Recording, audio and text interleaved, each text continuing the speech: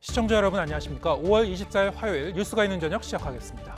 6일 동시 지방선거와 국회의원 보궐선거가 성큼 다가오면서 모레부터는 선거 여론조사 결과의 공표가 금지되는 기간에 들어갑니다. 공식 선거운동 기간 후반부에 중도표와 부동층 표를 잡으려는 여야의 총력전이 한층 가열될 것으로 보이는데요. 잠시 뒤에 전국 자세히 진단해 보겠습니다. 먼저 오늘의 주요 뉴스 윤보리 앵커가 전해드립니다. 6일 지방선거와 보궐선거를 8일 앞두고 국민의힘 지도부는 수도권을 돌며 4년 무한 책임론과 함께 윤석열 정부가 원 없이 일할 수 있게 도와달라고 호소했습니다.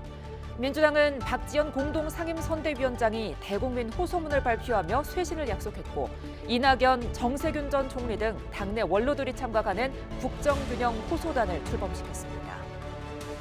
더불어민주당이 후반기 국회를 이끌 국회의장 후보로 5선의 김진표 의원을, 부의장 후보로 4선의 김영조 의원을 선출했습니다. 그러나 법사위원장 등 원구성을 둘러싼 여야 갈등이 계속되면서 후반기 국회 출범 전 의장단 구성은 불투명한 상황입니다. 법무부가 과거 청와대 민정수석실이 맡았던 공직자 인사검증 업무를 대신할 인사정보관리단을 한동훈 장관 직속에 신설하기로 했습니다. 법조계 안팎에선 법무장관의 권한이 비대해진다는 우려와 함께 이 권한을 민주적으로 통제할 방안이 필요하다는 지적이 나옵니다. 어제 국민연금 수급자가 2년 만에 100만 명 늘어 600만 명을 넘어섰다는 국민연금공단의 발표가 있었는데요. 윤석열 정부의 공약 사항이기도 한 연금 개혁은 어떤 방향으로 추진돼야 할지 전문가와 함께 짚어보겠습니다. 6일 지방선거와 국회의원 보궐선거가 일주일여 앞으로 다가오면서 각 당은 막판 판세 분석과 전략 마련으로 분주합니다. 먼저 국민의힘은 4년 책임론을 전면에 내세우면서 윤석열 정부가 원 없이 일할 수 있도록 도와달라고 호소했습니다. 이경국 기자의 보도입니다. 지방선거를 일주일가량 앞두고 국민의힘 지도부는 격전지 경기도로 달려갔습니다. 가장 큰 관심사인 1기 신도시의 신속한 재정비를 위한 특별법을 연내 처리하겠다면서 힘 있는 여당 후보론을 강조했습니다. 정비계획 단축 여러 가지 것들을 좀 담아서 저희가 신속하게 할 수 있도록 법으로 뒷받침을 해드릴게요. 이준석 대표도 가세했습니다. 20년 집권론을 내세우더니 이제와 사과하고 있는 민주당의 오만함을 심판해달라면서 앞으로 4년간 윤석열 정부가 원 없이 일할 수 있도록 도와달라고 호소했습니다. 저희는 책임지는 정치를 하는 4년 책임론을 이야기하겠습니다. 윤석열 정부가 거대 야당의 무리한 발목 잡기를 뚫고 원 없이 일할 수 있도록 도와주십시오. 4년 책임론으로 무장한 국민의힘은 경기도에서 바람을 일으켜 지난 지방선거에서 패배했던 충청과 인천까지 석권하겠다는 각오입니다. 특히 최근 대통령과 당 지지율이 상승세에 있다며 전체 판세는 완패했던 4년 전보다 안정적인 것으로 보고 있습니다. 뽑아놓은 대통령 제대로 일할 수 있도록 좀 도와주자라는 여론들이 지금 굉장히 커지면서 대통령에 대한 지지도도 올라가고 저희 당 지지율도 지금 올라가고 있는데요. 광역단체 17곳 가운데 최소 9곳 이상 승리를 목표로 하고 있는 국민의힘은 다만 아직 안심할 단계는 아닌 것으로 판단하고 있습니다. 지방의원들의 의정활동 상시 평가 시스템을 포함한 생활 밀착형 공약을 통해 한 발 더 민심에 다가서겠다는 계획입니다. 4년 전 참패의 악몽에서 반드시 벗어나겠다는 국민의힘은 단단히 서력을 벼르고 있습니다. 대선 승리 기세를 몰아 지방선거에서도 승리할 수 있을지 주목됩니다. YTN 이경국입니다. 21대 국회 남은 2년을 이끌 차기 국회의장 후보로 더불어민주당 5선인 김진표 의원이 선출됐습니다. 하지만 후반기 국회 원구성의 핵심 현안인 법제사법위원장 자리를 놓고 여야 신경전이 격화하면서 실제 의장단 선출이 완료되기까지는 난항이 예상됩니다. 김대겸 기자입니다. 더불어민주당 김진표 의원이 21대 국회 후반기를 이끌 입법부 수장 후보로 낙점됐습니다. 우상호, 조정식, 이상민 의원 등과 맞붙은 당내 경선에서 166표 가운데 절반 이상인 89표를 얻어 차기 국회의장 후보로 확정됐습니다. 행정고시 출신으로 5선인 김 의원은 참여정부에서 경제부총리와 사회부총리를 모두 지낸 엘리트 관료로 꼽힙니다. 김 의원은 여소야대 상황에서 국회를 단순 거주기로 생각해서는 안 된다며 민주당 출신의 정체성을 숨기지 않았습니다. 제 몸에는 민주당의 피가 흐릅니다. 입법부의 수장으로서 할 말을 하는 의장으로서 역할도 하겠습니다. 민주당 몫의 부의장 후보로 선출된 사선 김영주 의원도 여야 소통의 메신저가 돼 협치의 의회 정치를 복원하겠다고 밝혔습니다. 하지만 의장단이 실제 출범하기까지는 아직 갈 길이 멉니다. 박병석 의장 임기가 끝나는 오는 29일 전까지 본회의에서 의장단 선출 표결이 이뤄져야 하는데 후반기 원구성 협상부터 진통이 거듭되고 있기 때문입니다. 특히 법안 통과에 칼자루를 쥔 법제사법위원장을 누가 가져갈지를 놓고 연일 신경전이 치열합니다. 합의를 파기하면서까지 법사위원장을 차지하겠다는 것은 내로남불과 앞다르고 겉다른 국회의장과 법사위원장을 독식하면서도 여당과 협치하겠다는 것은 이율 배반이자 국민 기반입니다. 국민의힘은 의장단 선출을 미룬 채 발목 잡기만 하고 있습니다. 겁박과 고성이 난무하는 동물 국회를 만들더니 이번에는 아무것도 하지 않고 버티는 식물 국회를 만들고 있습니다. 역대 국회에서 후반기 의장단이 법정 기한에 맞춰 출범한 건 지난 19대 국회 정의화 전 의장이 유일합니다. 원구성을 둘러싼 여야의 팽팽한 힘겨루기로 이번에도 의장단 출범 기한을 맞추지 못한다면 또다시 지각국회란 오명을 피할 수 없을 것으로 보입니다. YTN 김대겸입니다. 네, 이번에는 더불어민주당 상황 알아보겠습니다. 박지원 공동 비상대책위원장이 100번이고 1000번이고 사과하겠다면서 고개를 숙였는데 선거 지휘부에서조차 반발이 터져나왔습니다. 당내 갈등이 막판 변수로 떠오르고 있습니다. 박기환 기자입니다. 더불어민주당 박지원 공동 비상대책위원장은 긴급 기자회견을 열고 눈시울까지 붉히며 마지막 기회를 달라고 고개를 숙였습니다. 정말 많이 잘못했습니다. 당의 대대적인 혁신을 약속하고 중진 의원들이 포진한 586 용태론을 포함한 파괴적인 쇄신안도 약속했습니다. 여러분께서 이번 지방선거에 기회를 주신다면 제가 책임지고 민주당을 바꿔나가겠습니다. 김동연 경기지사 후보 역시 힘을 실었습니다. 민주당에 실망하신 국민 여러분께 호소드립니다. 회초리를 들고 꾸짖을 지언정 예면하거나 포기하지는 말아주십시오. 최근 판세가 불리하게 돌아가자 대대적인 읍소 전략에 나섰다는 해석이 제기됐는데 곧장 다른 목소리가 터져나왔습니다. 윤호중 공동 비상대책위원장은 박 위원장의 개인 입장이라고 선을 그었고 김영민 의원은 사과로 선거를 이길 수는 없다고 비판했습니다. 총괄 선대본부장을 맡고 있는 김민석 의원은 한 발 더 나갔습니다. 틀린 자세와 방식이었다고 직격탄을 날린 뒤 당과 협의되지 않는 제안을 합의된 것처럼 예고했고 내가 책임지고 민주당을 바꾸겠다는 발언 역시 사당적 표현으로 옳지 않다고 주장했습니다. 이재명 총괄선대위원장은 박 위원장의 발언에 공감한다고 밝히면서도 확대 해석은 경계한다고 덧붙여 여지를 남겼습니다. 선거를 코앞에 두고 지도부가 분열 양상을 보이는 가운데 민주당은 일단 이낙연 전 대표와 정세균 전 총리 등을 포함해 당 원로들까지 선거 전 전면에 배치하기로 했습니다.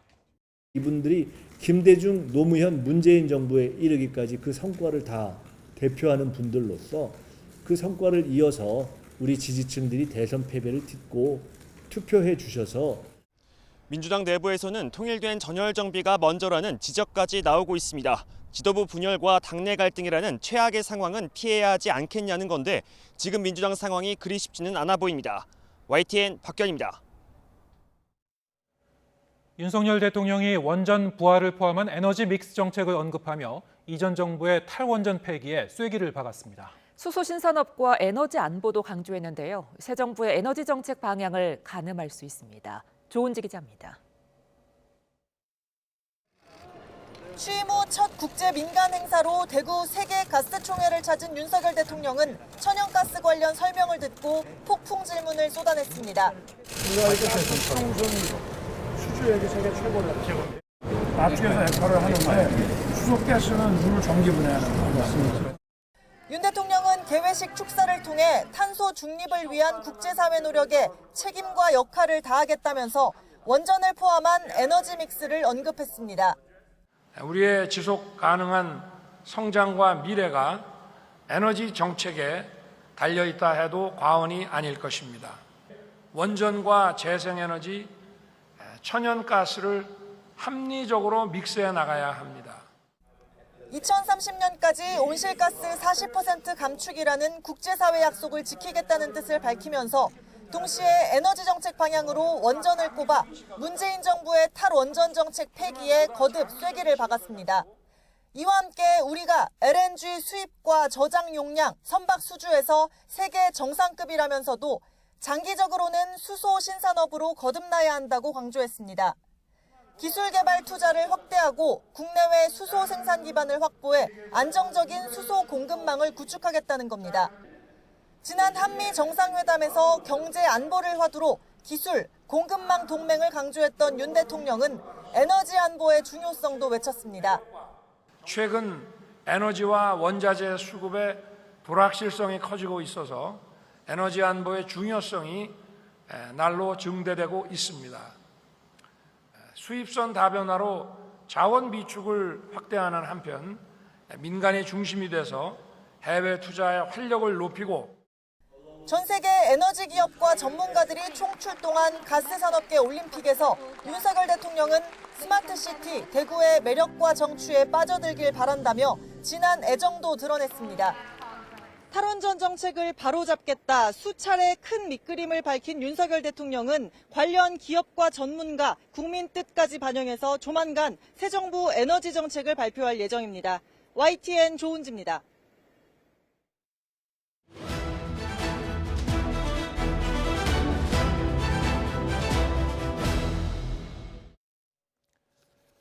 네, 이제 지방선거가 8일 앞으로 다가오면서 정치권은 한 석이라도 더 얻기 위해서 총력을 펼치고 있습니다.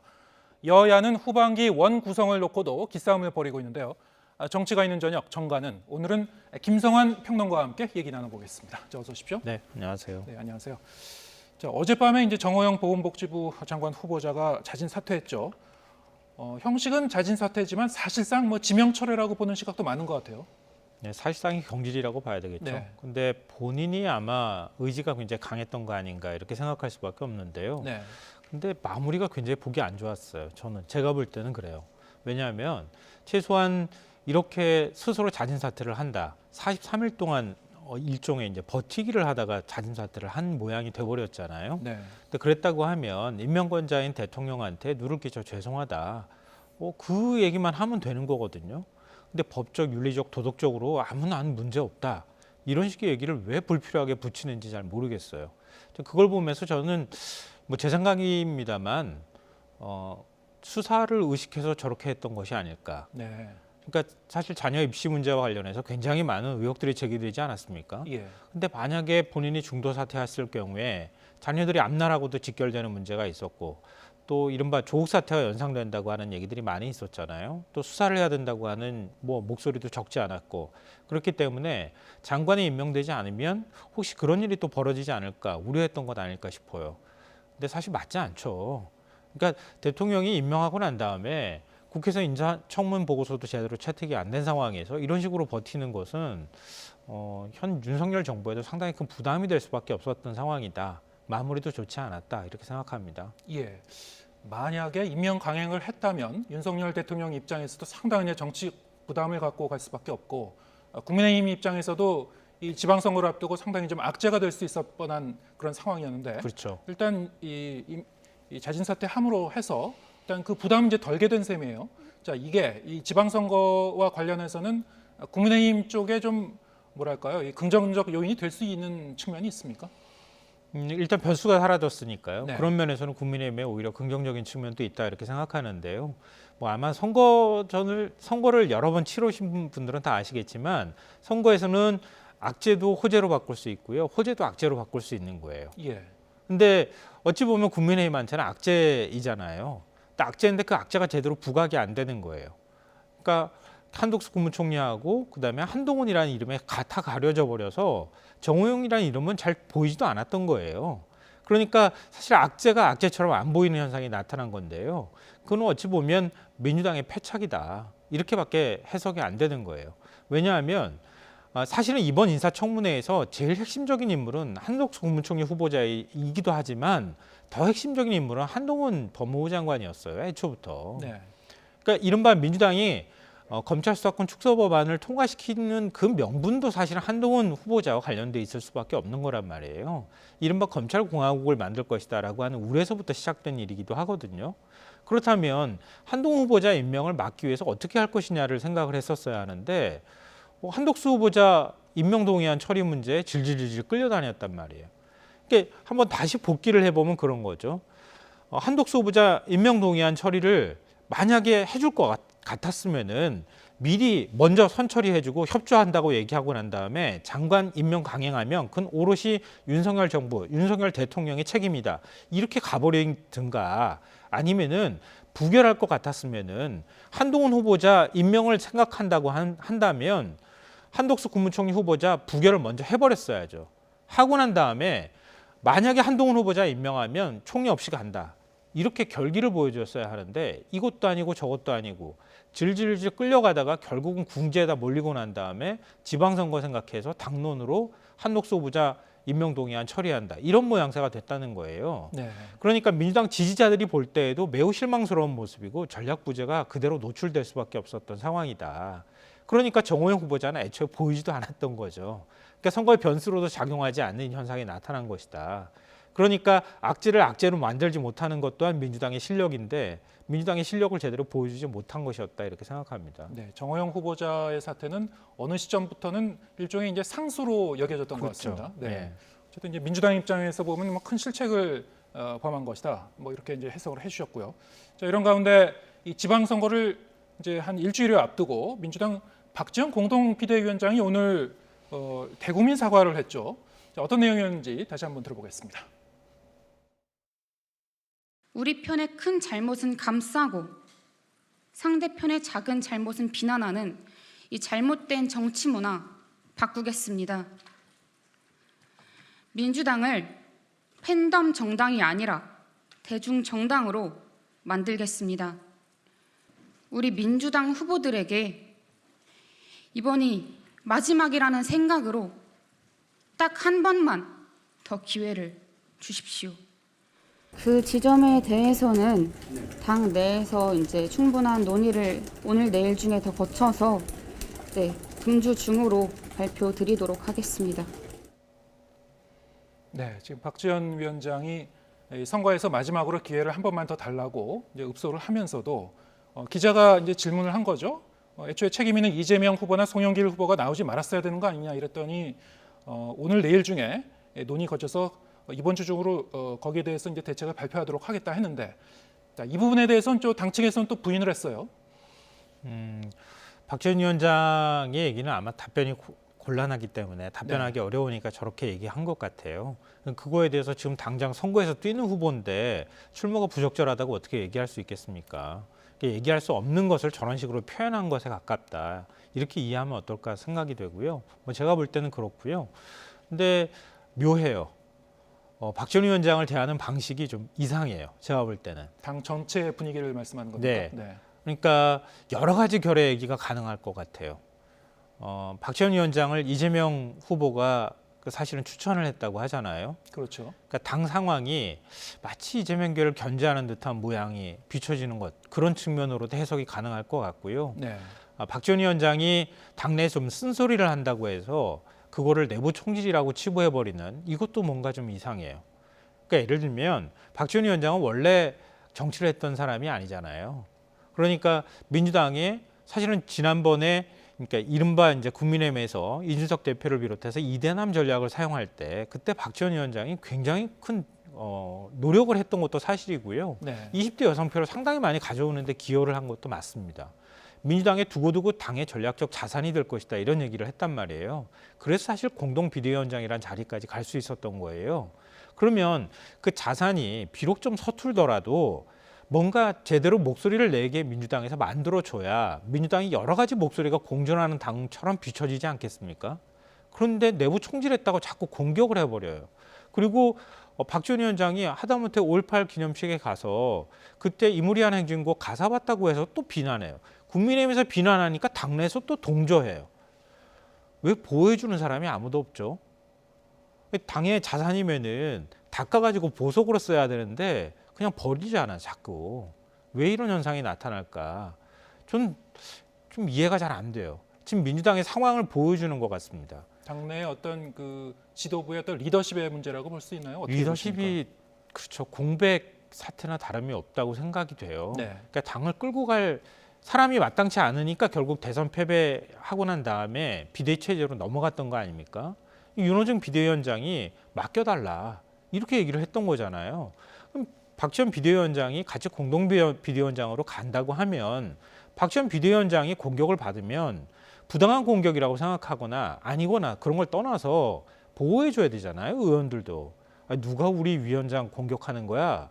그리고 윤호중 비대위원장도 그걸 좀 막아주는 방어막 역할을 좀 해줘야 되잖아요. 근데 오늘은 개인적인 의견이다. 딱 선을 그어버렸단 말이에요. 그러니까 왜 이런 현상이 나타나느냐. 결국 당의 자산도 제대로 관리하지도 못하고 그리고 당의 리더십도 제대로 없다고 하는 걸 그대로 노출해서 보여주는 것이나 다름이 없다. 그러니까 박지원 비대위원장한테 많은 분들이 다 박지원 비대위원장을 보고 이번 지방선거에서 표를 던지지는 않을 거란 말이에요. 그러니까 박지원 비대위원장은 확실하게 젊은 층, 특히 여성표를 갖고 올 만한 인물이 될 수 있는 거란 말이에요. 그럼 박지원 비대위원장이 얘기를 하면 그런 표가 움직인다고 할 때 그 정도의 가치로 평가를 해주면 되는 것이지 마치 당을 막 이끌고 가는 사람인 것처럼 얘기해버리는 것이 점점 이상해 보여요. 그거를 윤호중 공동비대위원장도 다 뻔히 알 거거든요. 그러면 일단은 막아줘야죠. 막아주고 거기에 대해서 개인적인 의견이다 이렇게 하는 게 아니라 논의해보고 그다음에 우리가 또 얘기하겠다 이렇게 해줘야 되는데 아무도 보호해주지 않고 광야로 그냥 확 내몰아버렸단 말이에요. 이거는 제 살 깎아먹기다. 그러니까 이게 민주당이 대선 패배, 뭐 어느 당이다 마찬가지지만 대선 패배하고 난 다음에는 일정한 혼란이 불가피하거든요. 지도부 공백도 생기기도 하고 비대위 체제가 되기도 하고 하지만 지금 민주당이 선거를 앞두고 있는 상황에서 이런 모습들이 그대로 노출되는 것은 지지자들한테도 굉장히 안 좋은 영향을 미칠 수밖에 없을 것이다 이렇게 생각합니다. 네, 어떤 전략상의 문제도 있었고 이 선거를 앞두고 이제 당이 단합된 모습을 보여주지 못하고 있다 이렇게 이제 요약할 수 있을 것 같은데요. 오늘 이제 이 박지원 공동 비대위원장의 대국민 사과 발표도 이 선거를 앞두고 이 당내의 어떤 그 위기감 이런 것을 이제 고스란히 반영하고 있는 것 같습니다. 지금 그 여야의 이제 판세의 윤곽이 점점 드러나고 있는데요. 어떻게 좀 분석되고 있습니까? 이거 자칫하다가는 2018년을 정반대로 뒤집으면 되는 현상이 나타날 가능성도 있다. 네. 제가 너무 비관적으로 보는지 모르겠는데요. 민주당도 지금 선거를 앞두고 저런 모양이 나오고요. 당에서 리더십 공백이 그대로 노출이 되고요. 당의 전략이 있는지 윤석열 정부 출범하고 난 다음에 하는 과정에서 집무실 이전부터 적지 않게 실망한 분들도 있었단 말이에요. 네. 견제 심리도 일정하게 작동할 가능성이 있었는데도 불구하고 그런 것들을 제대로 활용하지도 못했고 인사청문회 국면도 똑같았거든요. 그러니까 민주당이 제 전략이 뭔가 이렇게 물어볼 때 애초부터 사실은 지방선거를 대할 때 민주당이 승리할 거라고 생각한 사람이 누가 있겠습니까? 워낙 2018년에 큰 승리를 거뒀고 이번에는 또 그 5년 만에 권력을 내주기도 했고요. 대권을 내주기도 했었고 그렇다면은 민주당의 전략은 사실은 경기 지역이나 수도권에서 선방을 하면 그 정도만으로도 충분하다. 그 정도 상징성을 가지면 된다라고 얘기했는데 민주당은 마치 승리할 것처럼 승리한 사람처럼 승리할 것처럼 얘기를 해왔단 말이에요. 솔직하지도 못했고 그리고 전략상으로도 그러다 보니까 집중도도 없었고 이런 현상들이 계속 반복돼서 나타났다고 볼 수 있어요. 근데 이러다 보니까 결국 막판에 쫓기다 보면 결국 남아있는 게 몇 군데 안 남는 현상들이 나타날 수밖에 없다는 거예요. 그러니까 결국 호남하고 제주 그리고 수도권도 사실은 지금 경기도 박빙이라고 하는 얘기가 나오고요. 인천도 열세, 서울도 열세 이렇게 나오고 있는 상황이란 말이에요. 보궐선거 7군데 지역에서 치러지고 있는 상황인데 이재명 후보도 흔들린다. 이런 얘기까지 나오고 있는 상황이란 말이에요. 그러니까 박지원 비대위원장이 읍수하는 전략을 선택할 수밖에 없었던 것은 그런 것들, 지금 민심의 흐름을 반영한 것이다. 이렇게 또 볼 수 있거든요. 그러니까 민주당이 여기에 소기의 성과를 거두기 위해서는 전략적으로 집중이 필요했는데 국민의힘은 컨벤션 효과, 새 정부 출범 이후에 한미 정상회담부터 시작해서 여러 컨벤션 효과를 보면서 가는데도 불구하고 정확하게 어디를 공격해야 할지 알고 집중을 했잖아요. 개항이나 이런 데로 집중한단 말이에요. 네. 근데 민주당은 집중을 못 하잖아요. 그러다 보니까 선거 전략이 없는 것 같다 이런 얘기가 나오고 막판으로 지금 계속 몰려가면서 수세로 자꾸 가는 이런 모양이 나타나고 있는 거 아닌가 싶습니다. 네, 지금 뭐 여론조사 결과가 이제 속속 나오고 있고요. 지금 말씀하셨다시피 전체적인 판세를 보면은 국민의힘이 이 더불어민주당보다 더 앞서가는 그런 여론조사 결과가 각 지역에서 좀 나오는 곳이 더 많은 것 같습니다. 특히 이제 이번 이제 국회의원 보궐선거에서 가장 이제 뜨거운 관심을 끌고 있는 것이 인천 계양을이죠. 이재명 총괄선대위원장이 출사표를 던지고 도전을 한 곳인데 예상과 달리 상당히 박빙 접전을 이제 벌이고 있어요. 어떻게 보셨습니까? 처음에는 격차가 좀 벌어지는 것으로는 나왔거든요. 네. 제가 알기로는. 그런데 어느 순간부터 시작해서 격차가 좁혀지더니 지금 거의 오차 범위 안에 다 들어와 있다 이렇게 얘기를 하고 있거든요. 네. 이 차이가 어디서 나오는 거냐. 결국 국민의힘은 당 차원의 모든 물량 공세를 다 개항을에 퍼붓는 거란 말이에요. 네. 근데 민주당은 과연 그렇게 하고 있는가? 민주당은 이재명 후보한테 맡기는 것처럼 보여요. 제가 볼 때는. 네. 그러니까 민주당은 개항에서 그만큼 그 공을 들이지 않는데 국민의힘은 이재명이라고 하는 상징성도 이번 선거에서 빼앗아 버리겠다. 이렇게 하면서 개항을에 모든 총력전을 지금 집중하고 있단 말이에요. 근데 그러다 보니까 결국 개항에서 보수층 유권자들은 단합하는, 그러니까 결집하는 현상들이 나타나고 민주당의 지지자들은 결국 흩어지거나 아니면 뭔가 투표를 해야 될 필요성이나 이런 것들을 자꾸 못 느끼는 현상으로 가다 보니까 지지율 격차가 좁혀지는 현상으로 이어진 것이 아닐까 그렇게 생각합니다. 사실 이제 대권 주자급인 이재명 후보 본인 자체가 가장 큰 상징적 자산 아니니까 개항을 이제 이 선거전에서도. 근데 이재명 후보의 동선을 보면은 전체의 한 70% 이상을 이제 개항을 이 선거구에 공을 들였더라고요. 저는 이재명 후보가 될 거라고 봐요. 이건 네. 뭐 여론조사하고 무관하게 제 개인적인 관측인 건데요. 그러니까 이재명 후보가 이길 거라고는 생각하지만 그렇더라도 이재명 후보가 굉장히 힘든 싸움을 하게 될 수밖에 없었던 이유는 앞서 말씀드렸던 그런 측면도 있고요. 또 하나는 지방선거는 그렇게 투표율이 높지는 않습니다. 그러니까 통상 대통령 선거의 경우에는 70% 후반이 나오잖아요, 투표율이. 네. 근데 지방선거는 2018년 지방선거에서 60.2%였거든요. 4.7 그 재보궐선거 때 특히 서울 같은 경우에도 한 58% 정도밖에 안 나왔어요. 그러니까 이거는 뭘 말하냐 하면은 중앙 정치에서 뭔가를 한다고 해서 지방선거로 그대로 다 전이되는 현상이 나타나는 것도 아니고 지방에는 일정하게 인물론도 작동을 하고 그리고 투표율이 상대적으로 낮기 때문에 누가 자기 지지층을 투표장으로 끌고 나가느냐 이게 매우 중요한 선거다. 지방선거는 이렇게 봐야 되거든요. 근데 지금 민주당 지지층은 흩어지는 현상, 투표를 꼭 내가 해야 된다고 하기에는 너무 많은 패배감을 지금 맛보고 있는 상황이고 좀 무력감에 좀 빠진 측면도 있고요. 심판하기에는 그렇다고 해서 윤석열 정부가 출범한 지 한 달도 지금 안 된 상황이잖아요. 그러니까 투표의 동의를 잘 못 찾는 상황이고요. 국민의힘 지지자들은 그만큼 국민의힘에서 많은 총력전을 기울이고 있는 상황이기도 하고 윤석열 정부의 성공을 바라는 마음도 일부분 있고 그게 동시에 같이 상승 효과를 나타내고 있는 것 아닐까 그렇게 생각을 합니다. 그러니까 개항을 해서 자꾸 이렇게 접전으로 붙어가는 현상들이 발생하고 있는 것 아닐까 이렇게 생각을 해요. 그리고 국민의힘에서 25년대 25일 싸움이다 이렇게 또 슬로건을 만들었잖아요. 예. 그러니까 이재명 후보가 명분 없는 출마를 하고 있다고 하는 점들을 집중적으로 부각하는 이런 점들을 보였는데 물론 이제 국민의힘 후보 역시 개항에 주소지를 둔 거는 불과 한 달도 안 된 지난 2일이었다 이렇게 또 얘기를 하고 있지만 윤영선 후보가 그런 점에 있어서는 명분이 떨어지는 점을 이제 뒤늦게 지금 이재명 후보 측에서 굉장히 부각하고는 있지만 지금까지 상황으로 본다면 국민의힘의 그런 전략이라든가 이런 게 어느 정도 효과를 발휘하고 있다. 좀 냉정하게 평가하면 그렇게 얘기할 수 있을 것 같습니다. 네, 윤영선 후보 측에서도 이제 그 부분에 대해서는 좀 해명한 그 내용이 있었죠. 네, 해명은 25년 동안 병원을 운영했다 이렇게 얘기를 하고 있는데요. 운영했었고, 네. 근데 제가 생각할 때는 물론 그것도 일정 부분 설득력이 있는 얘기일 수는 있겠지만 뭐 이렇게 생각할 수도 있어요. 좀 나쁘게 표현하면은 개항을 해서 그렇게 하고 있다고 하면 개항에 소속감을 가질 수 있으면 거기에서 자녀도 키우고 거기서 살아야죠. 집도 사고. 네. 근데 왜 목동에다가 집 사고 거기서 자녀 교육을 시킵니까? 예. 그러니까 그런 면에 있어서는 뭐 윤영선 후보도 그렇게 떳떳하다고 말하기에는 좀 어렵다 이렇게 생각합니다. 지금 뭐 그 화면에도 이제 여론조사 결과가 몇 차례 이제 나갔습니다만 최근에 나온 이제 개항을 한 여론조사 결과 한 서너 가지 정도를 이제 보면은 전부 다 이제 오차 범위 내에서 이제 접전 박빙의 승부를 이제 겨루고 있는 그런 상황이고요. 김성환 평론가께서는 이제 이재명 후보가 그래도 이길 것이다라고 이제 전망했습니다만 지금 전문가마다 이제 전망은 좀 계속 좀 엇갈리고 있는 것 같아요.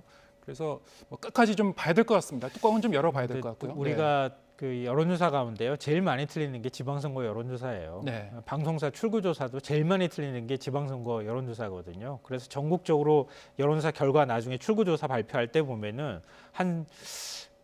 이 범위를 정하잖아요. 대통령 선거처럼 누구 당선 확실 뭐 당선 유력 이런 거 못 하잖아요. 네. 그건 뭐냐 하면은 그만큼 사실 지방선거는 앞서 제가 조직세가 굉장히 중요하다 이렇게 말씀을 드렸지만 여론조사에 응답할 만큼 관심도가 그만큼 높지 않을 뿐더러 여론조사 응답을 적극적으로 하는 층이 또 적극적으로 하는 그런 현상들이 또 나타나고 있거든요.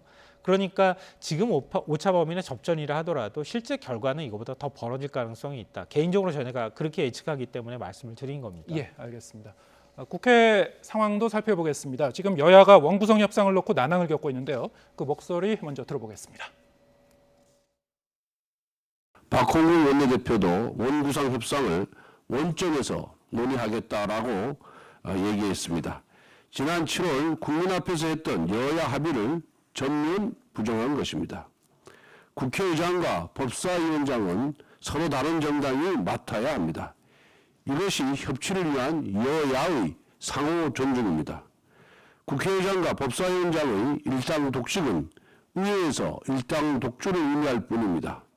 전반기 국회의장 임기 만료 5일 전까지 후반기 새 의장단을 선출해야 합니다. 바로 오늘입니다. 하지만 국민의힘은 의장단 선출을 미룬 채 발목 잡기만 하고 있습니다. 네.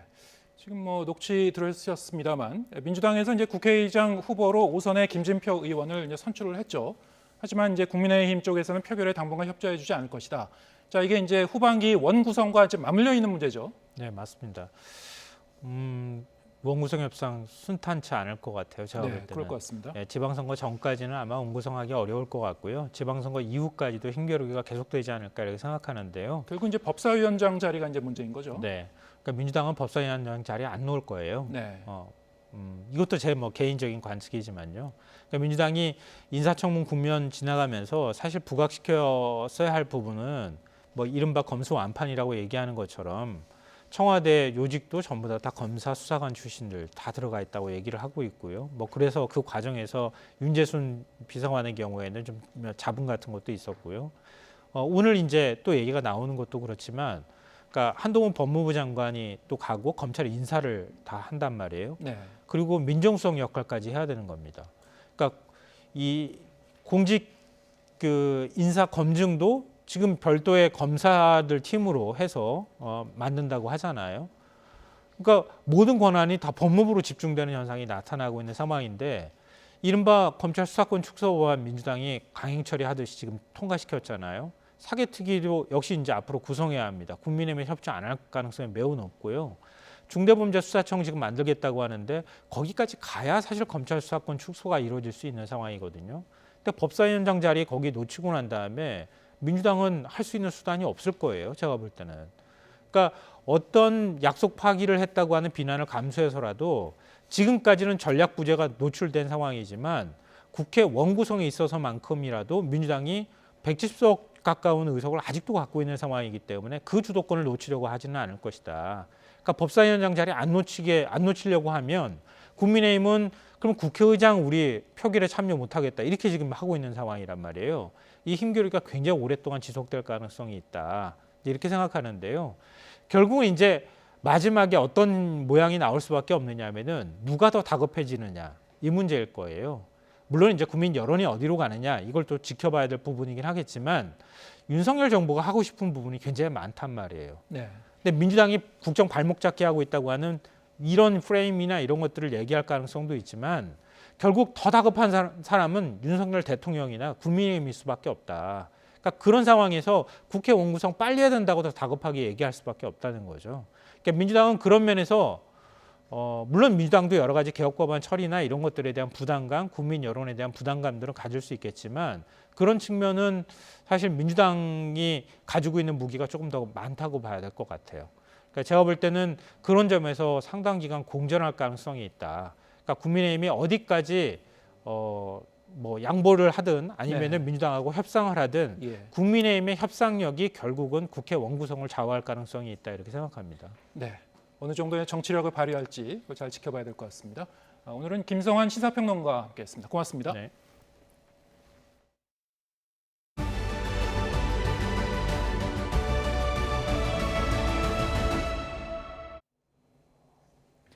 법무부가 과거 청와대 민정수석실 몫이었던 공직자 인사검증 업무를 넘겨받기 위해 관련 법령 개정에 나섰습니다. 검사 포함 20명 규모인 인사검증관리단을 한동훈 장관 직속으로 신설하기로 했는데 개정안을 마련하기 위한 입법 예고 기간은 내일까지 단 이틀입니다. 나혜인 기자입니다. 법무부가 공직 후보자 정보 수집, 관리를 담당할 인사정보관리단을 신설하기로 했습니다. 청와대 민정수석실을 없애고 인사검증 기능을 법무부와 경찰로 넘기겠다는 윤석열 대통령의 공약을 이행하고자 관련 법령 정비에 나선 겁니다. 검증 업무는 경찰, 법무부 이런 쪽에서 다원화된 채널 속에서 다원화된 평판을 가지고 앞으로 인사를 할 생각이고요. 그동안 공직자 인사검증은 인사혁신처장이 대통령 비서실장에게 권한을 위탁하는 형태로 이루어졌습니다. 이제는 이런 권한을 법무부 장관에게도 주고 직속 전담 조직을 둬 총괄하게 하겠다는 겁니다. 법무부가 구상한 밑그림은 검사나 국장급 공무원이 맡게 될 인사정보관리단장 밑에 정보 담당관 2명을 두는 구조입니다.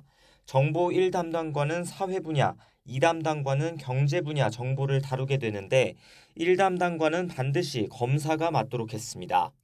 이렇게 단장을 포함해 검사는 최대 4명 둘 수 있고 검찰 수사관과 경찰 중간 간부까지 20명이 검증 조직에 합류할 예정입니다. 이와 별도로 국세청이나 금융감독원 같은 다른 기관의 업무 지원도 있을 것으로 전망됩니다. 법무부는 이런 내용을 담은 내부직제 시행규칙 개정령안을 입법 예고하면서 외부 의견 수렴 기간을 단 이틀로 잡았습니다. 행정절차법상 입법 예고 기간은 법제처와 협의해 줄일 수 있지만 특별한 사정이 없으면 40일 이상 하게 돼 있습니다. 법무부는 통상 직제 개편 사안은 입법 예고 기간을 길게 두지 않는다고 설명했지만 대통령 공약 사안을 신속하게 추진하려는 의도도 있는 것으로 풀이됩니다.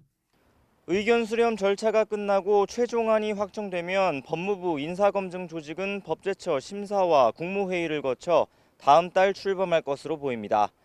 YTN 나혜인입니다. 이렇게 공직자 인사검증 기능을 법무부에 맡기는 방안을 두고 왕 수석을 폐지하고 왕 장관을 만드는 게 아니냐는 우려가 나옵니다.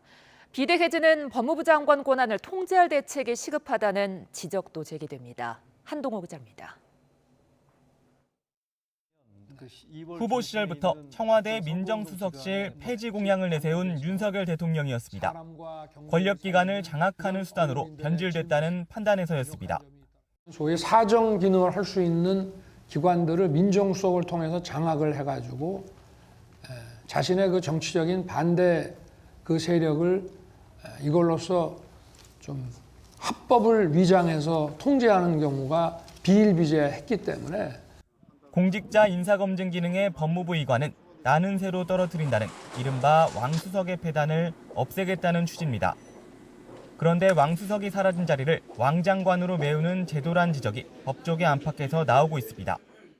국무위원 가운데 한 명인 법무부 장관이 또 다른 국무위원 후보자를 검증하는 상황인데다 법무부 산하에 검찰이 있어 인사검증으로 수집된 정보가 검찰권 남용으로 이어질 거란 우려가 대표적입니다.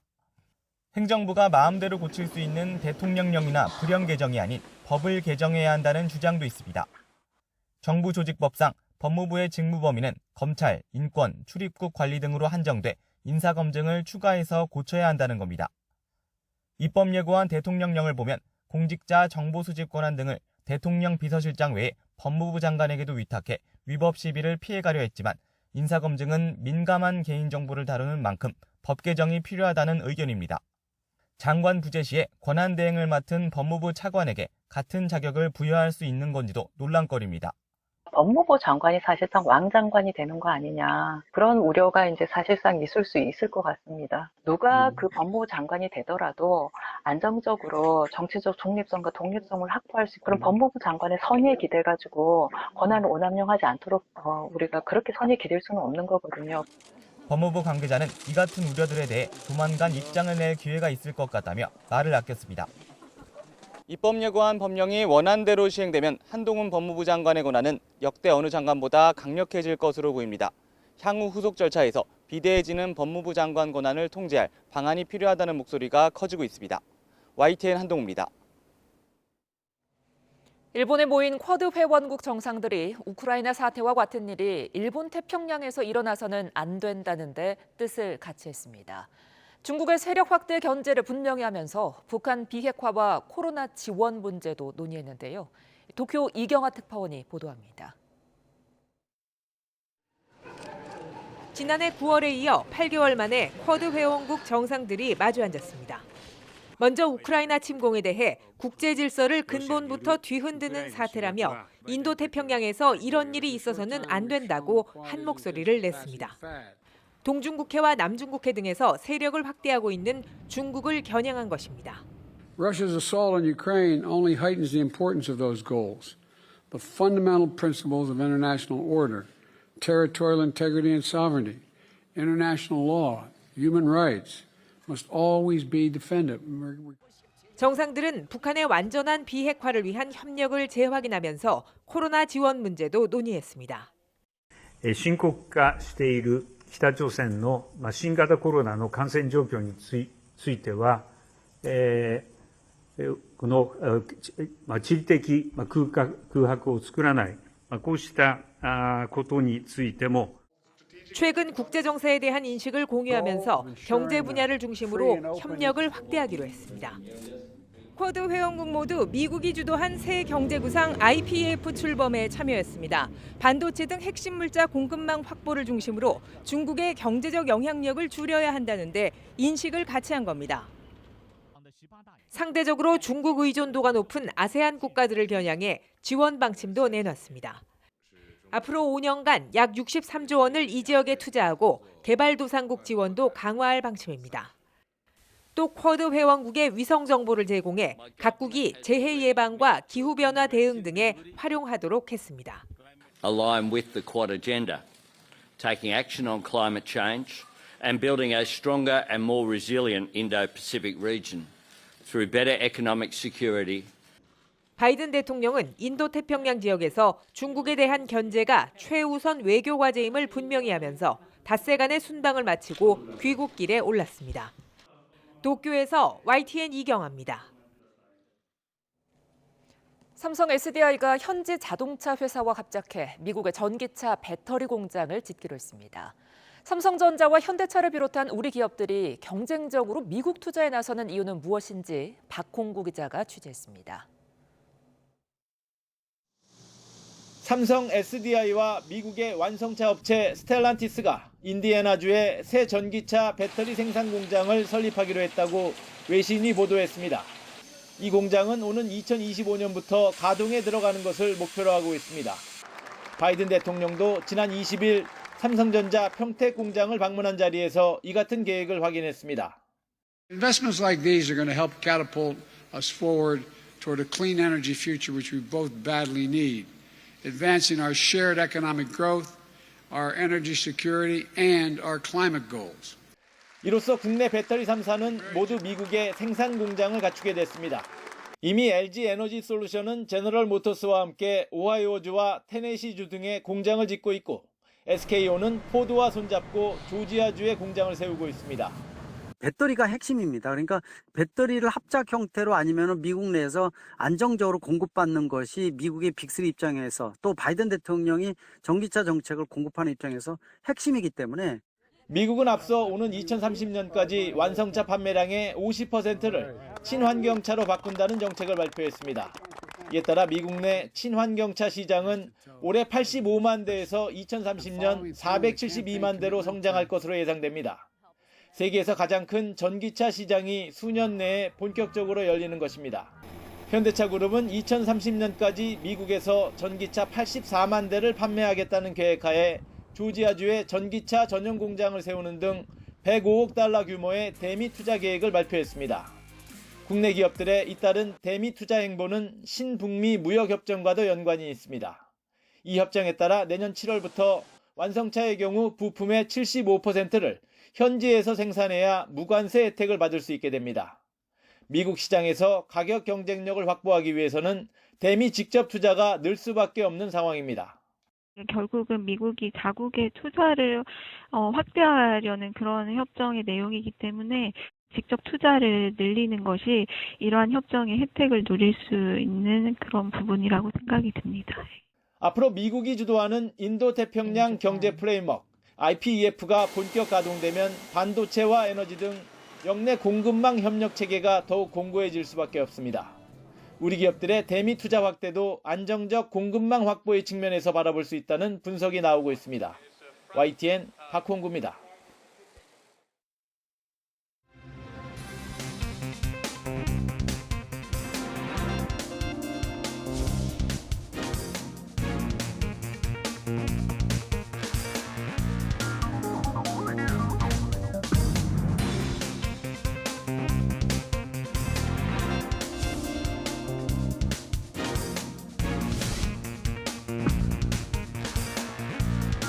연금개혁, 노동개혁, 교육개혁은 지금 추진되지 않으면 우리 사회의 지속 가능성을 위협하게 되고 더 이상 미룰 수 없는 과제가 되었습니다.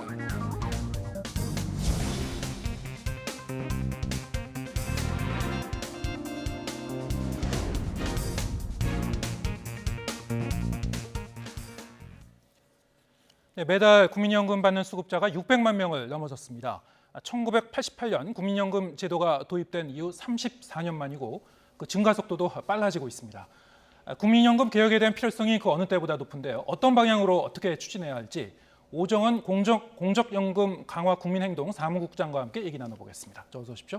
예, 안녕하십니까? 네, 자, 연금 문제, 특히 이제 국민연금, 우리나라가 여러 가지 이제 사회 안전망도 좀 약한 편이고 노후 대비도 안 된 분들이 많다 보니까 큰 국민적 관심사이기도 한데요.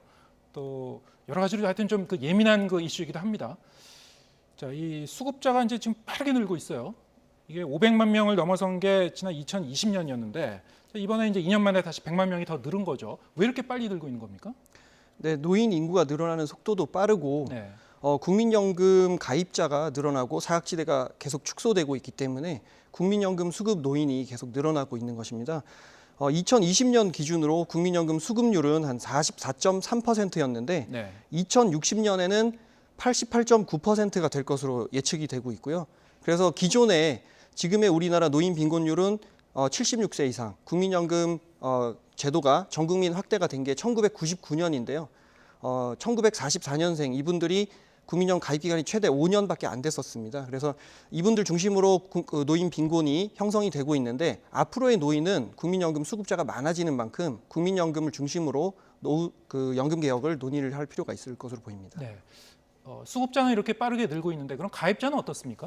네, 가입자는 지금 현재 국민연금공단 홈페이지에 공개된 2022년 1월 말 기준으로 보면은 이제 2,213만 명이 가입자가 되어 있습니다. 네. 수급자도 늘고 있고 가입자도 늘고 있지만은 이제 수급자가 워낙 이제 빠르게 늘다 보니까 인구 구조 문제도 있고요. 그래서 이제 이 수입보다 이제 지출이 이제 계속 더 늘어날 것이다. 이제 이게 이제 문제인 거죠. 네네. 노령 인구의 급증과 수급자의 급증은 뭐 이례적인 일은 아니고요. 네. 예견된 그런 상황입니다. 국민연금 기금이 소진되는 것은 2003년 제1차 국민연금 재정 계산에서도 예견됐던 일이고요. 당시에는 2047년에 소진될 것으로 계산이 됐었는데 국민연금 소득 대체율을 대폭 삭감했습니다. 국민 1인당 평균적으로 한 20만 원에서 한 40만 원 정도 연금이 깎였고요. 그 결과 2008년, 2013년 제2차와 3차 재정 계산에서는 2060년 소진으로 나왔었고 2018년 제4차 재정 계산에서는 2057년 소진으로 계산이 되었습니다. 네. 이 연금 이 기금이 언제쯤 소진될 것인가? 이거는 이제 어차피 이제 추산하는 거니까요. 네네. 그 계산할 때보다 조금씩 좀 달라지긴 하는 것 같은데요. 국회 이제 예산정책처에서 낸 거 보면 또 2055년이라는 숫자도 나오기도 하고요. 네네. 한 뭐 2년 정도는 좀 왔다 갔다 하는 것 같습니다. 자, 그러면 지금 만약에 이제 2055년이나 2057년에 이 연금이 소진된다라고 했을 때 그러면은 지금의 뭐 1990년생이나 91년생 이 정도의 세대들이 그때 가면은 이제 이 연금을 계속 이제 보험료는 냈는데 연금을 못 받게 되는 거냐? 뭐 이런 우려도 있는 것 같아요. 어떻게 되는 겁니까? 그 발표를 했던 게 사실은 한국경제 그 연합 한경련이라는 정경련 산하의 한경련이라는 그 연구소에서 그 문건을 발표를 했었는데요. 사실 네. 그것은 다분히 좀 사적연금 강화의 의도가 반영된 그 얘기고요. 예. 국민연금이라는 것은 국가에서 하는 제도이기 때문에 국가가 존재하는 이상 연금은 지급이 되도록 돼 있고 독일과 같이 기금이 소진되면 보험료에 세금을 더해서 연금이 지급될 것으로 예측은 되고 있습니다. 기금이 소진된다고 하더라도 뭐 당장 이 국민연금이 지급이 안 되거나 그런 건 아니다. 네네. 예, 어느 정도는 이제 계속 지급이 되는데 이제 과연 지속 가능하냐 이제 이것이 문제겠죠. 근데 이제 이 여러 가지 이제 추계를 하는 방법의 이제 문제인데요. 그 뭐 이제 인구 구조도 말씀하셨습니다만 인구 구조는 뭐 어차피 이제 크게 이제 변화할 수가 없는 그런 부분이고요. 그렇다면 이제 보험료율 그러니까 어느 정도를 국민들이 더 내느냐 그리고 이 기금을 갖고 또 이제 운영도 하지 않습니까? 네네. 운영 실적 이런 것도 이제 여러 가지 중요한 변수가 될 것 같아요. 어떻습니까? 그 국민연금 재정의 문제는 네. 사실 우리나라 인구 구조가 상당히 안 좋고 그렇기 때문에 이제 국민연금 재정 부담을 좀 강화를 해야 된다 이런 부분들이 있고 그래서 연금 개혁에 있어서 더 내고 덜 받는 연금 개혁 뭐 이런 얘기들이 옛날에도 나왔었습니다. 2003년에도 똑같은 얘기가 나왔었고 네. 그런데 그 국민연금 법이 바뀌면 그 법 바뀐 다음에 가입자부터 보험료가 증액이 되는 것이기 때문에 그렇다면 미래 세대만 보험료를 더 내는 것이 과연 합리적인가 이런 또 의문도 품을 수가 있습니다. 그래서 국민연금 재정의 지속 가능성은 국민연금의 노후소득 보장과 못지않게 중요한 정책 목표인데 이를 달성하기 위해서 보험료를 올리는 것도 필요하지만 국가의 재정 부담 확대 그리고 기금이 잘 운용되어서 기금 운용 수익도 이에 많이 활용될 필요도 있겠습니다. 네. 보험료율을 좀 올릴 필요도 있겠지만은 이 기금 운영을 잘 해내서 이제 실적을 좀 더 올리면은 그것도 이제 이 소진 시점을 좀 더 늦추는 그런 효과가 있겠군요. 그런데 사실 그 지속적으로 네. 그 몇 퍼센트의 그 수익률을 올리는 것은 사실상 불가능한 일이고요. 네. 그것은 이제 전반적인 경제 상황과 맞물려 돌아가는 것이기 때문에 결국에 어떤 수치에 수렴할 수밖에 없습니다. 그래서 기금으로서도 다 해결이 안 되고 네. 우리는 국가와 가입자 기금 3자가 재정을 분담해야 되는 것으로 지금 생각이 되고 있습니다. 네. 좀 윤석열 대통령도 이 국회 시정연설에서 이 노동개혁, 이 교육개혁과 함께 이제 연금개혁을 강조했는데요. 어떻습니까? 이제 새 정부의 연금 정책 방안 어떻게 정리해 볼 수 있을까요? 예, 윤석열 정부의 연금개혁 방안은 좀 뭐 대선 공약과 지금 현재 그 110대 국정과제 내용이 조금씩 바뀌고는 있는데 네. 그 110대 국정과제에 따르면 5월 2일에 발표됐죠. 거기에 따르면 내년에 발표될 5차 국민연금 재정 계산에 따라서 제도 개편안을 마련하고 공적연금 개혁위원회를 구성해서 제도 개혁을 논의하고 기초연금을 40만 원으로 단계적으로 인상한다고 되어 있습니다. 공적연금 개혁위원회는 공약에는 대통령 직속으로 설치한다고 했었는데 지금은 뭐 국회 설치를 추진한다 이런 이야기가 있습니다. 네.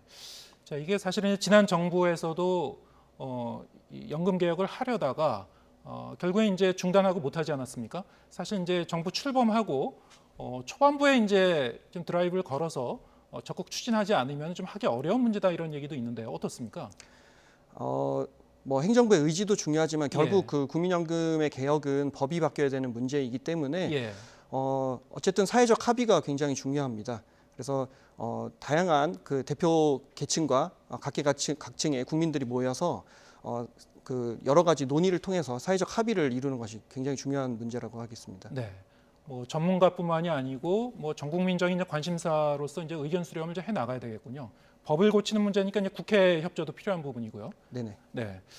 자, 근데 정말 이제 관심사는 사실 이제 연금 개혁을 해 나간다면 이제 소진 시점을 조금이라도 더 좀 늦추고 지속 가능하기 위해서는 이제 보험료율을 좀 올려야 되지 않겠느냐. 이 부분이 이제 계속 논의될 수밖에 없는데요. 결국에는 이 각 국민들이 얼마의 돈을 더 내느냐 이제 이런 부분이죠. 그런데 지금까지 보면은 이제 더 내고 덜 받는 방향을 주로 얘기했던 것 같아요. 어떻습니까? 개혁의 방향이 이 더 내고 덜 받는 방향으로밖에 갈 수밖에 없는 건가요? 어떻게 전망하시는지요? 현재도 국민연금 평균적으로 한 50만 원 정도 받고 있고요. 전체 수급자의 60%는 월 40만 원 미만인 저연금 상황인데 덜 받기는 힘든 그런 상황입니다. 그리고 뭐 앞으로의 전망도 현재 2020년 가입 기간을 반영한 실질소득 대체율이 22.4%였는데 네. 2060년에도 22.6%로 실질 가치로는 지금 받는 수준과 크게 차이 없다라는 전망입니다. 그렇기 때문에 국민연금을 이런 상황에서 덜 받고 더 내게 하겠다라는 것은 국민적 동의를 이끌어내기 상당히 어려울 것으로 보이고 네. 국민연금 가입 기간이 중요하기 때문에 저소득 계층에 대한 보험료 지원과 출산, 군복무, 실업 크레딧 등 이런 그 지원 제도를 확대하고 사각지대를 해소해서 적정 급여를 보장하고 국가 책임이 분명히 제시될 때야 보험료를 더 내는 그런 정치적 동의가 가능하지 않을까 생각됩니다. 네. 지금도 뭐 지금 말씀하셨다시피 뭐 한 40만 원, 50만 원 평균 그렇다면은 사실 뭐 용돈연금이라는 그런 얘기도 있더라고요. 이 노후 대비하기 위해서는 뭐 턱없이 이제 이 부족한 수준으로 받는 분들이 많기 때문에 지금 말씀하신 대로 더 내고 덜 받는 게 아니고 또 충분한 수준으로 받을 수 있는 그런 방향으로 좀 어떻게 이 지혜를 모아서 잘 이제 개혁을 해나가야 될 것 같습니다. 자, 이 국민연금에 대해서 오정원 공적연금 강화 국민행동 사무국장과 함께했습니다. 고맙습니다. 예, 감사합니다.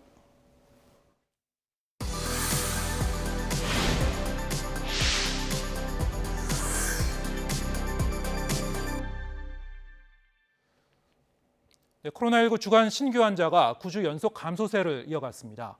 환자 규모가 줄면서 정부가 평가하는 주간 위험도도 처음으로 전국과 수도권, 비수도권 모두 낮음으로 나타났습니다. 하지만 오미크론보다 전파력이 강한 하위 변이가 추가로 발견되는 등 재유행 위험 요인이 여전히 남아 있습니다. 김평정 기자의 보도입니다. 지난주 코로나19 신규 환자는 18만 1,872명 발생했습니다. 9주 연속 감소세를 이어왔는데 최고치를 찍었던 지난 3월 셋째 주에 283만 2천 명과 비교하면 15분의 1 수준으로 크게 줄었습니다. 감염 재생산 지수도 8주 연속 1 미만으로 환자 1명이 1명을 채 감염시키지 못하는 수준이 유지됐습니다. 위중증 환자와 사망자 수는 직전 주보다 각각 24%와 32%씩 줄었습니다.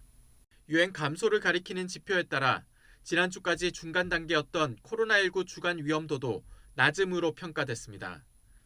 전국과 수도권, 비수도권이 모두 낮음으로 나온 건 지난해 11월 평가 기준이 마련된 뒤 처음입니다. 5월 3주 주간 위험도는 전국, 수도권, 그리고 비수도권 모두 낮음으로 평가하였습니다. 다만 해외 신규 변이 유입, 그리고 국내 확산 위험성 증가, 3차 접종 후 시간 경과에 따른 돌파 감염 우려 등이 위험 요인이 있습니다. 국내 오미크론 변이 검출률이 100%를 유지하는 가운데 전파력이 더 빠른 하위 변이 BA.2.12.1 감염이 13건 추가로 발견됐습니다. 남아프리카 공화국에서 우세종이 된 BA4와 BA5도 1건과 4건씩 추가 검출됐습니다. 변이 바이러스 영향으로 유행이 다시 증가하는 일부 해외 사례를 볼 때 우리나라도 이르면 여름철에 재유행이 시작될 가능성이 제기됩니다. 재유행 상황을 계속해서 모니터링한 후에 이러한 지금의 어떤 백신 또는 계속 개발되고 있는 백신을 최대한 활용해서 그러한 재유행을 예방하기 위해서 만전을 기하도록 하겠습니다. 정부는 미국에서 추진되고 있는 5세 미만 소아에 대한 코로나19 백신 접종을 국내에서도 필요할 경우 검토하겠다고 밝혔습니다. YTN 김평정입니다. 미국과 유럽 등 세계 각국에서 원숭이 두창이 확산하자 방역 당국이 관련 감시를 강화하기로 했습니다. 다만 원숭이 두창 예방 효과가 있는 두창 백신을 당장 사용할 계획은 없다고 선을 그었습니다. 이영원 기자입니다. 이달 들어 해외에서 원숭이 두창이 확산하고 있지만 현재까지 국내 발생 사례는 확인되지 않았습니다. 다만 유입 가능성이 있는 만큼 관련 감시를 강화하기로 했습니다. 해외 여행 증가와 또한 최장 21일에 달하는 잠복기를 고려할 때 해외 유입 가능성을 배제할 수는 없습니다. 검역에 대한 것은 조금 더 지켜봐야 되고 그다음에 다른 나라들과의 공조를 맞출 문제라고 말씀드립니다. 원숭이 두창 발생 국가에서 오는 여행객은 모두 입국 때 발열 여부를 검사받고 건강 상태 질문서를 내도록 했습니다. 38도 이상 열이 나거나 오한, 두통, 림프절 부종, 수포성 발진이 생겼다면 원숭이 두창 감염을 의심해야 합니다. 귀국 뒤 3주 이내 이런 증상이 나타나면 질병관리청 콜센터에 신고하면 됩니다. 유증상자는 PCR 검사를 통해 원숭이 두창 감염 여부를 판정받게 되는데 방역당국은 지난 2016년 구축해둔 이 검사 체계를 전국으로 확대할지 검토하고 있습니다.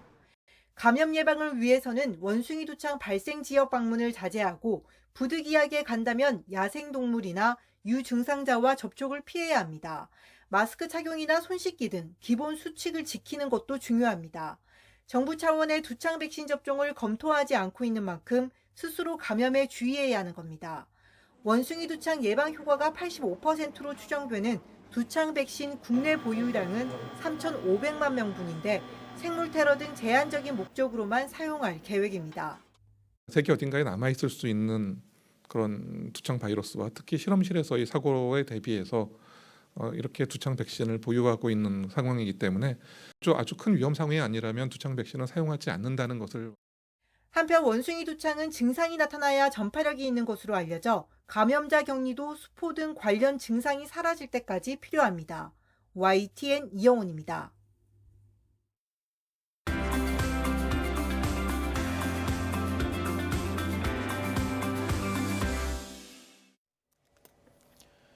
매달 한 주제를 다양하게 다루는 월간 유의저 5월은 가정입니다.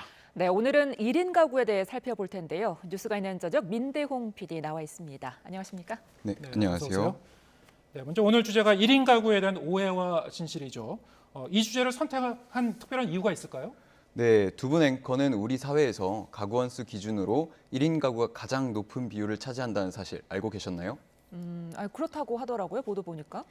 네, 지난달 기준 행정안전부 자료를 보면 10가구 가운데 4가구는 1인 가구입니다. 네, 저도 1인 가구이고요. 제 주변에도 1인 가구가 많은데 그래서 관심을 가지게 됐고요. 당사자들의 생각과 1인 가구를 바라보는 사람들의 생각이 얼마나 다른지 궁금했습니다. 그리고 1인 가구라고 해도 나이대에 따라 각자 처한 상황에 따라 제도나 지원이 달라야 하는데 현실은 어떤지 취재했습니다. 네. 지금 말씀하셨다시피 이제 1인 가구라고 하더라도 뭐 청년층인지 중장년층인지 아니면 노년층인지에 따라서 지원도 좀 달라져야 될 것 같은데요. 네, 준비한 리포트 함께 보겠습니다.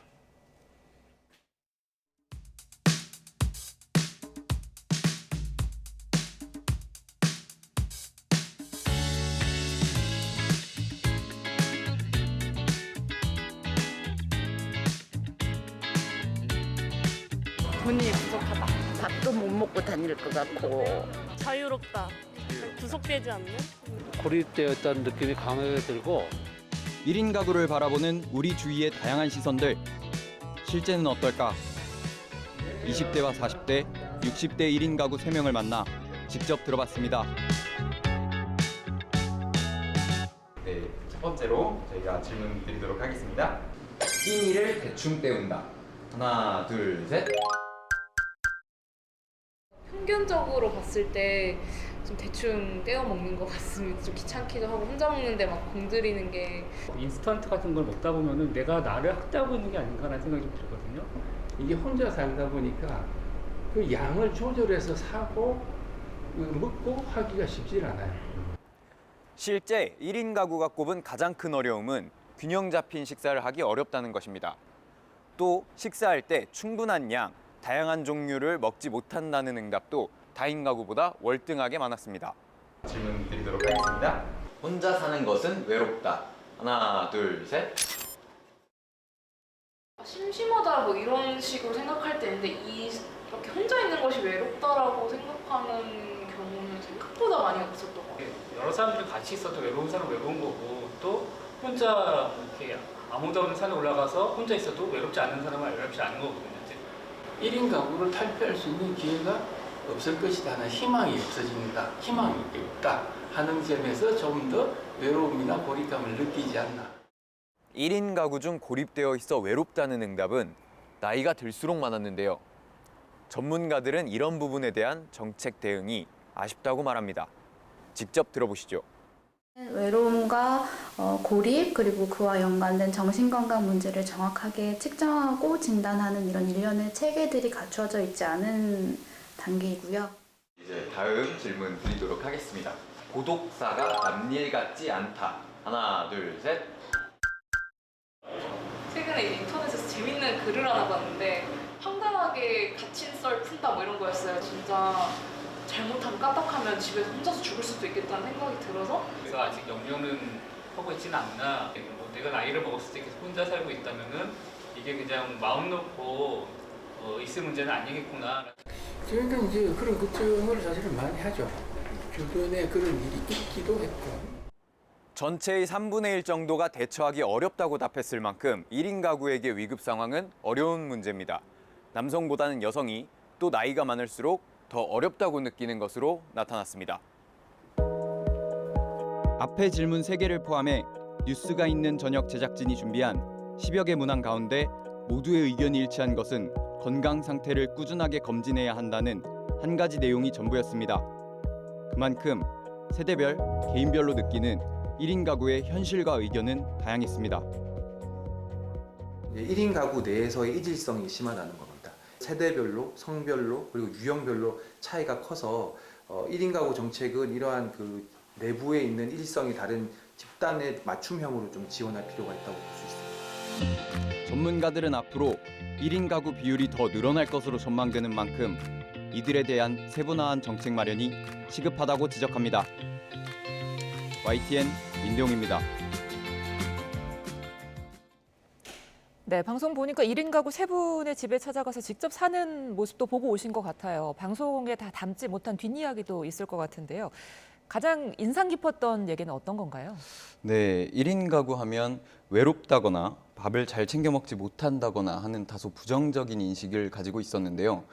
세 분을 직접 만나서 얘기를 듣다 보니 이런 인식 상당 부분이 편견이었다라는 걸 알 수 있었습니다.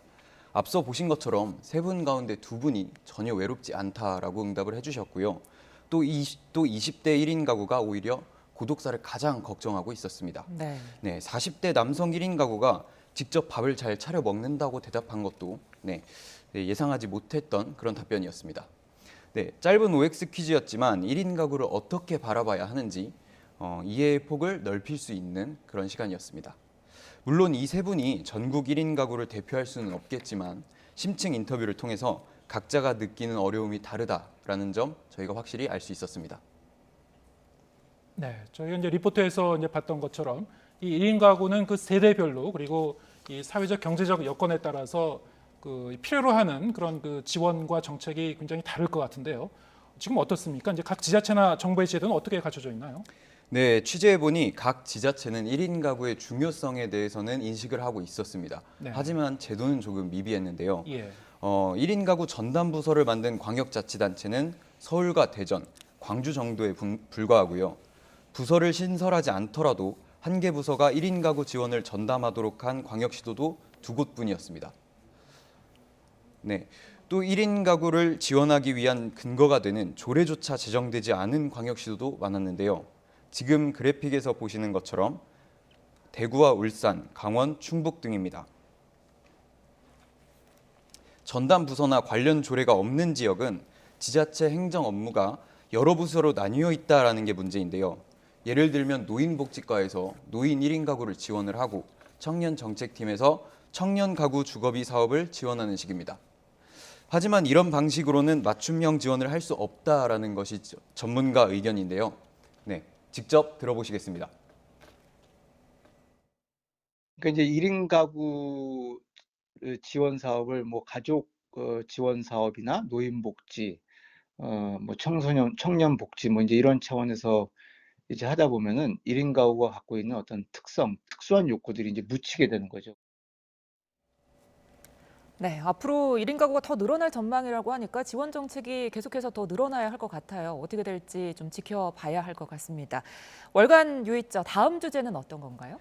네, 월간 유입자 가정 다음 주제는 조금 특이하게 사는 부부의 이야기를 담아봤습니다. 수입의 80%를 저축하고 직장을 마친 뒤 함께 배달 아르바이트를 하는 신혼부부의 모습, 그리고 직장 생활을 접고 자유롭게 여행을 하면서 최소한만 벌고 최소한만 쓰는 미니멀리스트 부부의 삶을 비교하고 함께 고민할 부분을 짚어보도록 하겠습니다. 네, 오늘 말씀은 여기까지 듣겠습니다. 수고했습니다.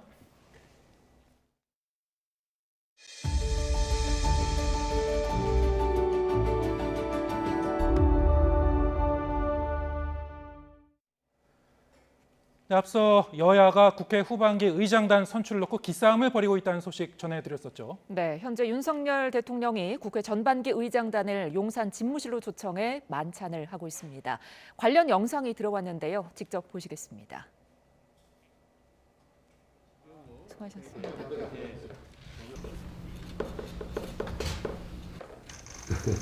고맙습니다. 예.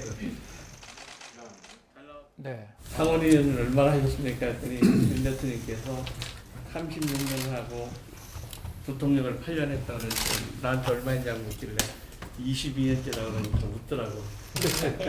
저는 한국 국회에서는 제일 오래 했는데 바이든이나 미국 기준으로 보면 아직 주니어죠. 중학교 다닐 때 포드 대통령이 한국에 오셔가지고 우리가 그 김포공항 그 도로변에 나가서 환영한 기억이 난다 그랬더니 내가 포드 때부터 상원의원을 제가 국민학교 6학년 때 이분이 벌써 상원의원이 되신 거예요.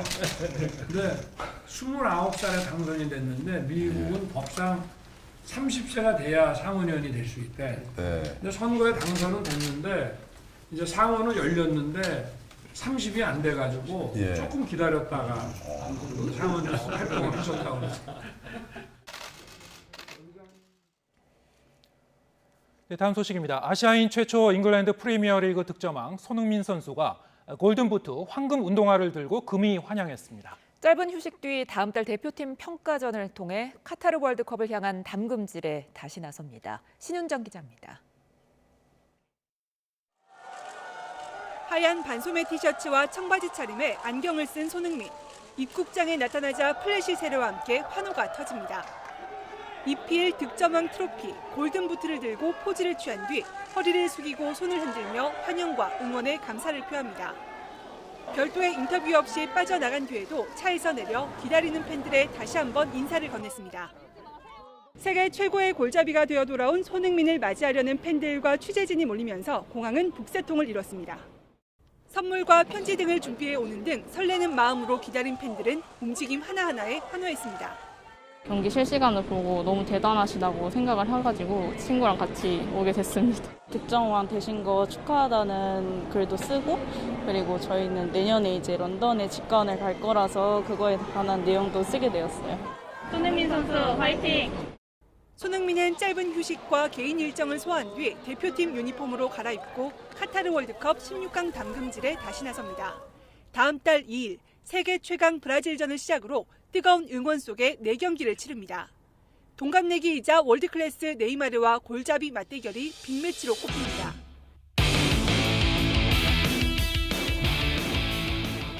월드컵의 해, 절정의 기량에 오른 캡틴 손흥민이 A매치 모의고사를 시작으로 본선 무대에서 펼칠 활약에 팬들의 기대가 커지고 있습니다. YTN 신윤정입니다. 박찬욱 감독이 6년 만에 선보이는 영화 헤어질 결심이 칸 영화제에서 베일을 벗었습니다. 박찬욱 감독 특유의 매운맛을 뺀 수사 멜로극으로 관객과 외신의 호평이 쏟아지면서 수상 기대감을 높이고 있습니다. 최하영 기자입니다. 박찬욱 감독이 6년 만에 새 작품을 들고 칸 영화제를 찾았습니다. 올해는 주연 배우 박해일, 탕웨이와 함께 레드카펫을 밟았습니다. 감독 데뷔전을 치른 배우 이정재도 영화를 보기 위해 등장해 눈길을 끌었습니다. 칸에서 베일을 벗은 박찬욱 감독의 새 영화 헤어질 결심은 수사 멜로극으로 변사 사건을 수사하는 형사가 사망자의 아내에게 의심과 관심을 동시에 느끼며 시작되는 영화입니다. 우리 일을 그렇게 말하지 말아요. 우리 일 무슨 일이?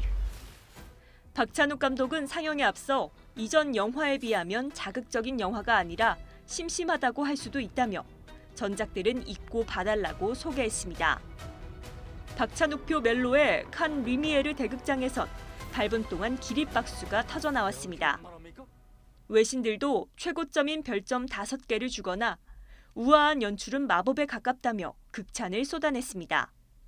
I was quite impressed by how fluid the film is. It is quite dynamic. The transitions, the pace, there's always a consistent flow. 이에 지난 2004년 올드보이로 심사위원 대상, 2009년 박쥐로 심사위원상을 받았던 박찬욱 감독이 또 한 번 칸에서 수상의 기쁨을 맛볼지 기대감도 커지고 있습니다. 여기에 세계적인 거장 고레에다 히로카즈 감독과 송강호, 강동원 등이 함께한 영화 브로커도 공개를 앞두고 있어 한국 영화에 대한 칸의 관심은 더욱 커지고 있습니다. YTN 최아영입니다. 오늘 뉴스가 있는 저녁은 여기서 인사드리겠습니다. 저희는 내일 저녁 7시에 다시 찾아뵙겠습니다. 함께해 주신 여러분 고맙습니다.